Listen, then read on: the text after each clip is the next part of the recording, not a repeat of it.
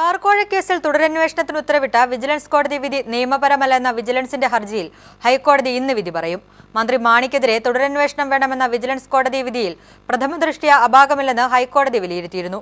കേസിൽ കക്ഷി ചേർന്നവർക്ക് ഇന്ന് തുടർവാദം നടത്താമെന്നും കോടതി വ്യക്തമാക്കിയിരുന്നു. ബാർകോഴ കേസിൽ മന്ത്രി കെ എം മാണിയെ സംരക്ഷിക്കാൻ ശ്രമിക്കുന്ന സർക്കാരിന് കനത്ത തിരിച്ചടിയാണ് കഴിഞ്ഞ ദിവസങ്ങളിൽ ഹൈക്കോടതിയിൽ നിന്നുണ്ടായത്. കേസിൽ വിജിലൻസ് ഡയറക്ടർ അധികാരപരിധി ലംഘിച്ചുവെന്നും വിജിലൻസ് മാനുവലിന് വിരുദ്ധമായി പ്രവർത്തിച്ചുവെന്നും ജസ്റ്റിസ് ബി കമാൽ പാഷ കുറ്റപ്പെടുത്തിയിരുന്നു. കോഴ നൽകിയെന്ന് സാക്ഷിമൊഴിയുണ്ടെങ്കിലും പണം കൈപ്പറ്റിയതിന് തെളിവില്ലെന്ന് വിജിലൻസിനു വേണ്ടി AG വാദിച്ചപ്പോൾ പിന്നെന്തിനാണ് പണം മാണിയുടെ വീടിനകത്തേക്ക് കൊണ്ടുപോയതെന്നും കോടതി ചോദിച്ചു.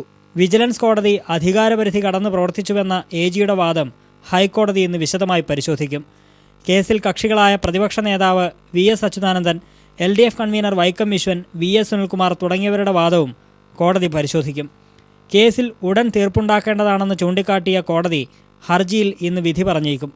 തദ്ദേശ തെരഞ്ഞെടുപ്പിലെ തോൽവിക്ക് ബാർകോഴ വിഷയവും കാരണമായെന്ന് UDF-നകത്തുനിന്ന് തന്നെ വിലയിരുത്തലുണ്ടായ സാഹചര്യത്തിൽ ഹൈക്കോടതിയിൽ നിന്നും സർക്കാരിന് പ്രതികൂല വിധിയുണ്ടായാൽ അത് ദൂരവ്യാപക രാഷ്ട്രീയ പ്രത്യാഘാതങ്ങളുണ്ടാക്കും.